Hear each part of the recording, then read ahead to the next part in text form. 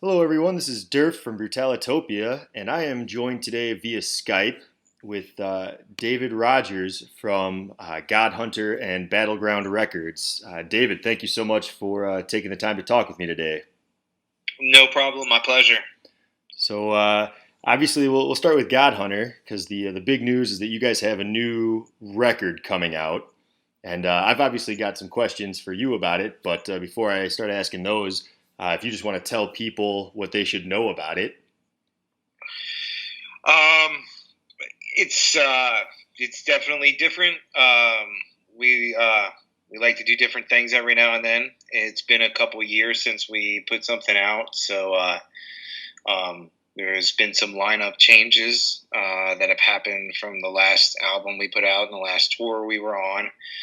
And it went down to some core members, and we kind of just decided to do something fun for this release. Cool. Yeah, you mentioned the lineup changes. You guys are down to just the three permanent God Hunter members, I believe. Is that correct? Pretty much, yeah. Myself, Matt, who does all the keyboards and synth and strings and that stuff, and then Andy that does all the percussion. Nice. And then, so to kind of complete the lineup for Codex Narco, which is the album, I realized I didn't say that earlier. You kind of brought in just different musicians and vocalists to kind of complete the songs. And was there a kind of a decision made to bring in sort of like a freelance team of musicians versus trying to find new permanent members? Yes, absolutely. Um, so bands are complicated, as you probably know. Um, and complicated stuff happens from time to time. So when Jake and Dick left the band, it was amicable reasons. Jake just wants he's going to get married and kind of settle down, and him and uh, his wife to be will probably have kids and all that good stuff, and that's totally cool. And then with Dick, it was kind of the same reason. He actually had a son born recently, so he knew. I think with the last two tours he did that like his time was coming short there. Hmm. So after that last tour we did with Destroyer of Light, they kind of went their own way, and we just kind of let things sit for a few months. And I've been friends with this fella, Josh Thorne, who's known musically as Thorne, for years, since I think he was like 15 or 14 or something like that, from like, metal message boards way back in the day, 15 years ago. Um, and him and I had always talked about collaborating on some stuff. Matt is really a fan of some of his stuff that he does, which it's kind of hip hop, but it's kind of like black metal influenced hip hop. It's different. It's pretty cool stuff. Yeah, that sounds really So cool. we were gonna originally, Matt and I were like, let's take the time off and we'll do a song or two, and we'll give them to Josh to do vocals over for his project. And that was where this whole thing actually started. Then when Matt and I first started working on them, we got to the point where we were like, well, we kind of like these too much to give them away to anyone else. Um, so we just talked to Josh, and we were like, hey, instead of giving you these two songs, you just want to come and sing on these two songs. And he was like, yeah, that's just as good, so let's do it. Somewhere along in the way in there, I had an obsession with Steely Dan for a while, and went through and listened to like every Steely Dan album like 10 times in a row. Right. And Matt and I were talking about a bunch of cool stuff that they do. And what's always been really cool with that band is, Donald Fagen and what's his name, Becker, I are the act. think It it's Tim seems to Becker. No, it's not Tim Becker. oh, Donald Martin Becker, something like that. Becker and Fagan. Anyway, the coolest thing about that band is from the get go, it's always just been those two dudes, and then whoever they have compiled around them that has the ability and tones, whatever, to play on the music that they're putting out at the time. So when Matt and I were talking about that, kind of like a light bulb went off at some point, and I don't know if it was myself or Matt. We were like, we should just get um, people we know to do all the cool parts that we want to do on this, and make it more than just these two songs. So that's where it kind of took off because Nick, Andy, our drummer, has another band called Methra that's super heavy, and it's just a two-piece with him and his friend Nick. So Nick was one of the first people we asked, and he plays some bass on the album, plays some guitar on the album, and him and Andy actually kind of wrote the intro and outro, the first and last songs in between Methra practices. You know, Oh, they were like, cool. let's spend 20 minutes and write some cool riffs. And they came up with that stuff. And Nick actually has a really, really good singing voice, but he doesn't like to sing all the time because he's always in heavy bands. So that's when I convinced him to do the vocals on the Tegan and Sarah cover, because neither Matt or I or anyone else I know could sing like that. But for some reason, Nick could just nail that song. Oh, and he Uh, crushed that song. It's it's funny too because he's like a 6'2", maybe 275, 300. He's like a big burly looking dude, and you would never think that that's his voice on there, but he killed it. So that's where we started rolling from there, and I talked to Clay from Mountaineer, used to be in Secrets of the Sky, and we've been friends for years and toured with him, and he's really good at adding what I call like post rock elements to songs, and a hmm lot of the chimey guitars and like soaring stuff that goes behind the songs is a lot of stuff that Clay put in there. He's really, really good at textures and layers when it comes to guitars. Um, and then my friend Adam, who plays bass in Demon Lung, him and I actually grew up together back in Western New York. So he's been dying to play on some stuff, and so he plays on Black Fingernails and Coke Witch and Walking with a Ghost. And when you listen to him, you can hear that the bass is like, really doing some interesting and crazy stuff on there. And myself or Matt could not play bass like that. So, and then I think the last part was when we got Ava from church to do the vocals on the first and last song, because we wanted something that was female and kind of soaring, but we didn't want, there's no real lyrics for it. It's with those, it's just a matter of like tones. Um, but that all plays back into the bigger concept of the album too. Yeah, well, I mean that it seems perfect. Like you guys had an idea for what you wanted to do, and then instead of trying to just be like, okay, well, we can make this work, you went out and found who you thought would be the perfect people for it. And I imagine that you are probably happier with this result than if you and Matt would have tried to do all of this alone. Oh yeah, it would have came out sounding like a bad demo probably, because neither Matt or myself can do any of the vocals that are. I could do some of the screams on this album, and that's about it. hmm So the ability to do it wasn't there. And the cool thing is with EPs, it's not an album, so there's not as much money involved in it. There's not as much investment up front, so you can kind of do some cool stuff and kind of take the reins off and have some fun with it, which is what we did.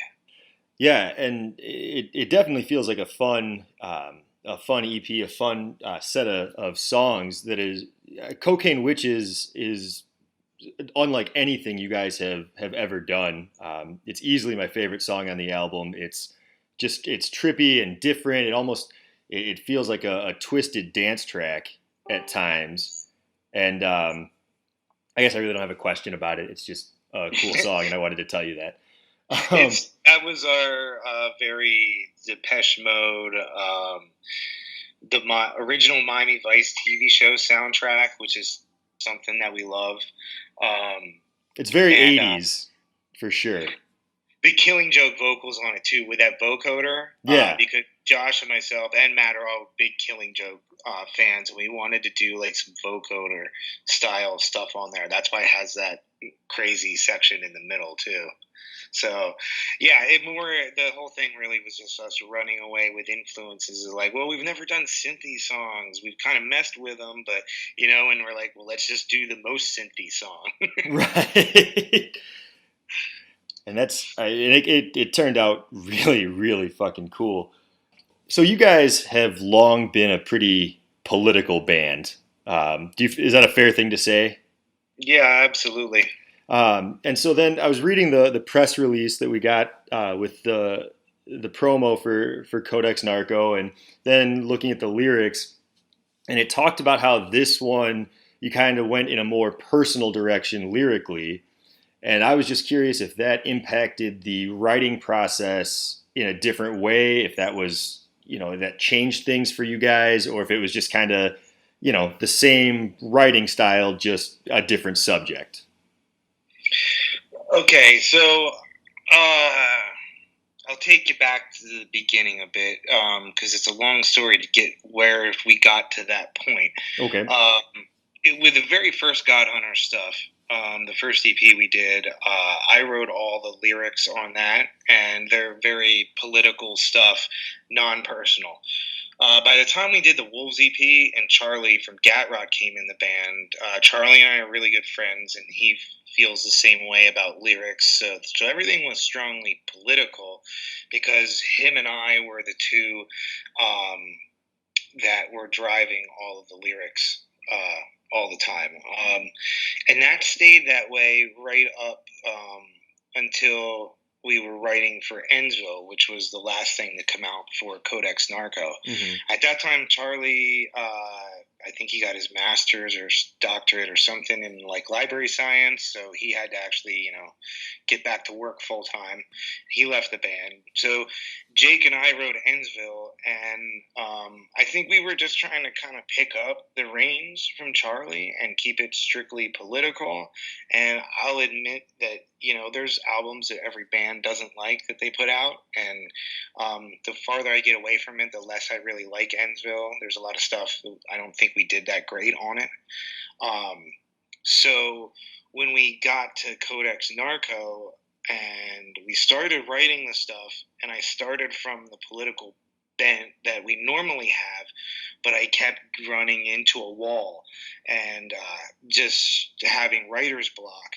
So on Black Fingernails and Coke Witch, I got together with Josh and basically wrote him out. Instead of writing lyrics like normal, I wrote him out like a 2-page story thesis for each song. Oh, and was cool. like, this is what this song means to me and why we wrote it and what the general idea of it. So now let's pull back the layers on this and make it personal and see what we come out with. So, like Black Fingernails, for instance, is a song that really has two specific layers. On the surface, it's about Hiroshima and Nagasaki, and if you look up the ant walking alligators of Hiroshima, it's like one of the most frightening things you'll read about on Wikipedia. And the fact that we've got a president that seems to be just, throwing around nuclear war like it's something that just, might happen next week. No big deal. Right. It's very frightening. So on that level, it's political. But at the same time, that song is really personal. If you dig down into the lines of it, a lot of that stuff in there about people feeling overexposed by the internet and constant news sources. And,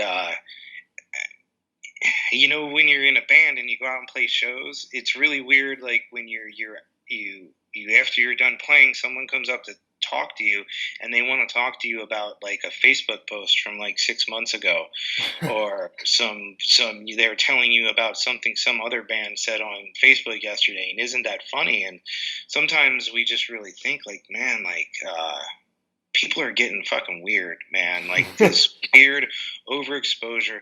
They're not able to just really be friends with people anymore. Conversations are so much about what happened online instead of conversations between people just talking to each other. So that song ended up with a lot of different layers to it, and I think it's better off for it.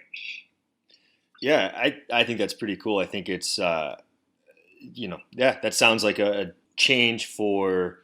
I don't want to say the better because I like the old lyrics you guys have, but that sounds really cool. The 2-page thesis on each song is just that's fascinating to me, and I think that's really really neat.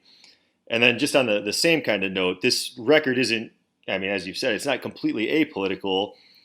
It really, I guess, this shouldn't be a political gesture, but in this day and age, it is. But you guys are donating all of the profits from this album to Planned Parenthood, correct? Yes, because I am one of those nerds that, I have other things that go on in my life and businesses at home and whatnot. So I'm able to, when I create music, create it in order to further my own like ideals, I guess, or things that I believe in. Yeah, So it gives me the luxury of putting out an album and saying that everything that we make on this album is going to Planned Parenthood. And if you don't like that, that's cool. Don't pay for it. There's plenty of places to steal it. Um, but when you're a smaller band and you do a lot of things on your own, you get the luxury of doing things like that. Uh, when you have bigger labels and serious money behind stuff, you can't always just do everything based on your political platform. But we can, so we do. yeah, and I think that's awesome. As much as it saddens me that donating to Planned Parenthood is a political action in this day and age, because it should just be something that, Common sense. yeah, Yeah. common sense. The government should do it. But I agree, and I think that's very cool that you have that opportunity, and so you take it and you do something with it. And I believe, if I'm not mistaken, your record label Battleground did something similar with a sale last year, where you Yeah. yeah We after the election, we knew that a lot of funding was going to get taken away. That was obvious. So there was a few things we did. I know Godhunter sold off a bunch of their T-shirts and whatnot, and then gave that money over the bet to Battleground, and then Battleground sold off. Basically one copy of test pressing of each album we had put out up hmm to that point, and I think we ended up donating $666. It was perfect. that's perfect. It doesn't get any better than that, Right, and especially just as a I middle finger to donated the I religious donated it right. in the name Yeah. of what's his name, the vice president, Mike Pence, too. I got so mad about people doing that I was like, well, let's just do that too. Oh, that's so good. When I saw that people were doing that, I thought that was just perfect, because Trump would obviously be like, yeah, look, it's me giving money, I'm charities, and say, no, no, it's not, you son of a bitch. Um, but yeah, that's very cool, and you're also doing something pretty neat with walking with a ghost, yeah. We are. We're having Mitch Wells from Dow is a good friend of mine. I love those guys in that band, Oh yeah. and he makes great videos. So right now he's working on a video for that song, and I don't want to give away too much, but it's being made to help with suicide prevention, and the theme of the video will really play into that, and just doing it to raise some more awareness because that's something that's affected me very personally too many times. Excellent. I think that's another fantastic cause.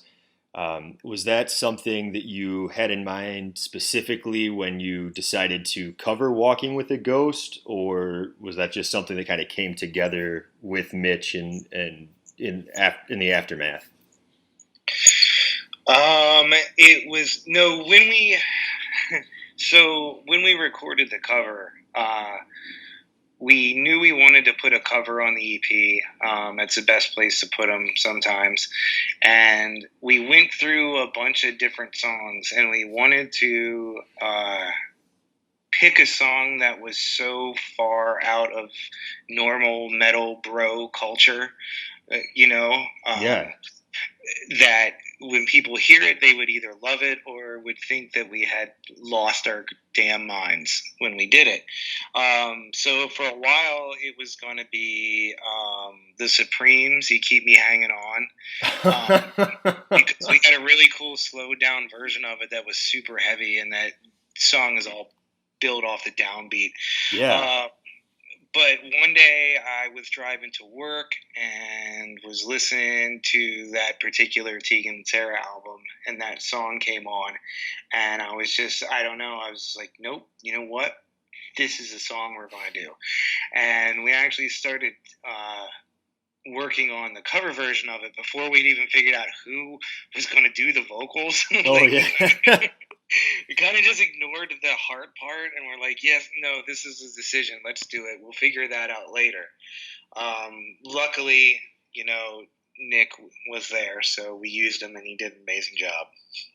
Because I actually really like Tegan and Sarah as well. And so when I started hearing that, I wasn't looking at the computer. I hadn't looked at the track list, and just like, wait, where do I know this song? And then when I saw it, I was like, that's just really, really fucking cool.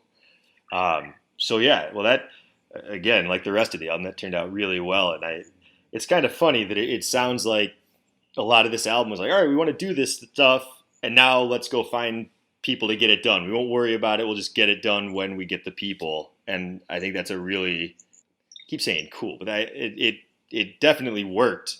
And so that's great. Yeah. It was a different approach. We've never made an album this way before. I don't know if we'll do it again, because it took us 2 years to put out 22 minutes of music. So yeah, it took a little longer than normal doing it this way, for sure.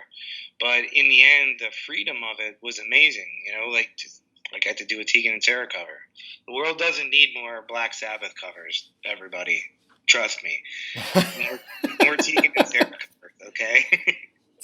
That's I think that's a lesson that everyone could learn a bit of. I think not Cult Nation, because I love Cult Nation, but they're on they're like fourth or fifth album of Black Sabbath covers.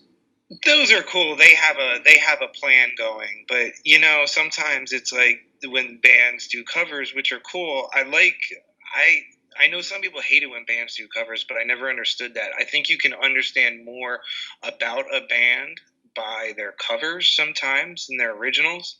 If you look at that thing that the Atlas Moth put out years ago, One Amongst the Weed Fields or something like that, and it's 4 cover songs, and it's like Pink Floyd and Failure and 2 others that I'm not going to remember right now, of course. But when you look at those influences, you're like, oh, well, that explains everything about the Atlas Moth. Yeah, that's a good point. I'm a big actually Mick, one of the other Brutalitopia writers, and I are both big Between the Buried and Me fans, and their Anatomy of album is strictly covers of bands that influenced them, and that is. You're right. It's a great window into the the mindset and the where a band is coming from. Yeah, that Anatomy of album is really good too. Yeah, their Cemetery Gates cover is probably my favorite on that one. Nice. So I guess to sort of start wrapping things up, you kind of bridged on it a little bit, but what does the future hold for Godhunter right now? Any idea on that? We have no idea, to be honest, right now. I'll be real frank here for a minute. We put together the finances of doing a tour this year, and I'm sure everybody knows how it is. Small bands don't make a ton of money. A lot of times you're hoping to break even, which is what that's how we've gone into a lot of tours. Like, if we just don't lose money, we'll be okay. With us living in, I think 4 different states now,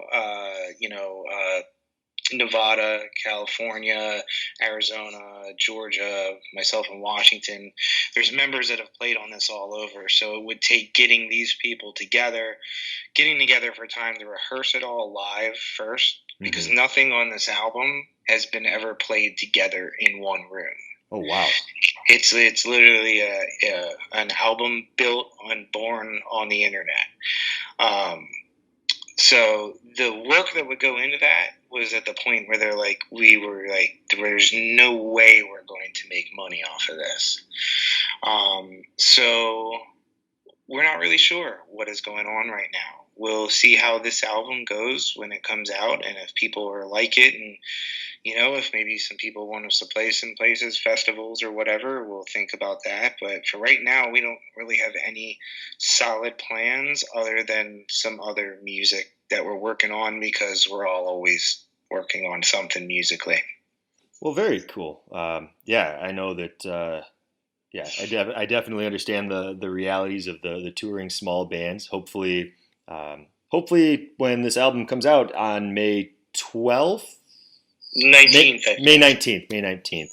Um, something something else comes out on the 12th. Anyway, but yeah, hopefully a lot of people love it and see how great it is. Hopefully, a lot of people pick it up to give money to Planned Parenthood, but also to show some interest in you guys and get you guys out and to be able to be on the road and play some of this stuff live. Absolutely. I run a record label too, as you know, Battleground. So I think, as someone that's been watching for a while, I think the climate of music, especially for smaller bands, has completely changed recently.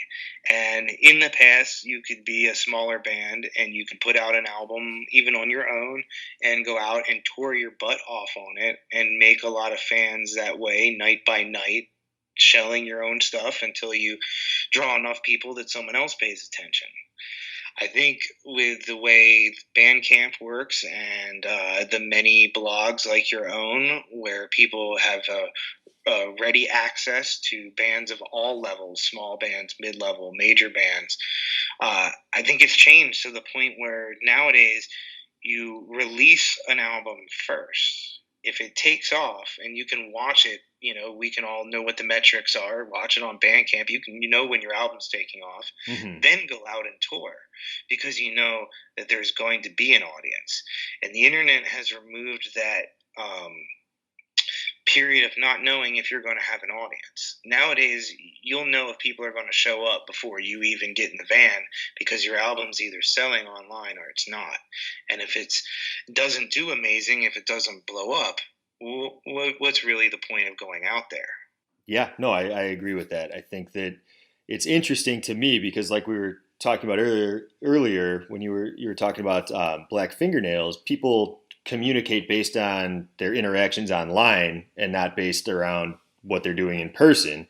And now it's like people are at a show because of a band they heard online, and not at a show because it's the new local band, or it's people are recommending it. It's like, oh yeah, I already listened to this and I downloaded it. It's on my phone and now I'm going to go see it and hopefully buy Right. a T-shirt. Right. It has to be cool first for them to do it. There has to be that pre-existing buzz almost to make it worthwhile. And adapt and survive. That's what we have to do nowadays. Definitely. Well, I mean it's doable. I'm trying to. It almost seems kind of like a downer to end on. It's not though, because I mean the music industry is changing all the time, and another big problem out there is that bands aren't making money. Bands get paid the same to play shows now as they did. Let's say for a small band, you make $200 a night now. You would be making that same money if you did this 20 years ago. Only back then, gas was 95 cents a gallon, and now it's $4 a gallon. Everything is four times what it used to cost, except what bands are getting paid. So, is it worthwhile for bands to keep going out and killing themselves and coming home not just broke but actually missing payments because they weren't working while they were on tour? Or is it time for a lot of bands to realize that there's a new way to get around some of that stuff, and it's easy to get your music out in front of a lot of people without you even leaving the house now? Yeah, I mean that's certainly the positive outlook on that, because as you said, you can become a huge band without ever playing a show. I mean, Panopticon to me is the primo example of that. I know they've started playing some shows now, but there was a one man project and they blew up, and then it's like, okay, I guess we should do some stuff. Panopticon, who I love, a great example. Ghost Bath, say what you will about the whole China thing. That band blew up before they ever played a show. Yeah. On a more realistic level, look at Paul Bearer. Paul Bearer didn't do a ton of Yeah. touring before releasing Sorrow and Extinction. That's a They really just good point. released a mammoth album and just let it blow up, in their lap. Those are great examples. And all right, well, I guess we always like to wrap things up with a fun question. And Sure. given the context and the things that we've discussed in this conversation, it's an obvious one. So if Godhunter decides to put out their own Atlas Moth esque, Anatomy of esque 4-song covers only EP, not counting any of the covers you've done before, off the top of your head, what 4 songs make the cut? Oh wow, that's oh gosh, that's tough.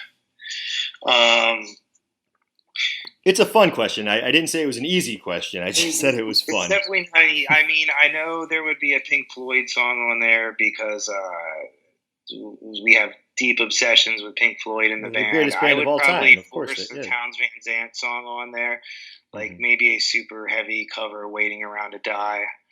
Um, honestly, probably a Corrupted song because that's another band with universal appeal within Godhunter.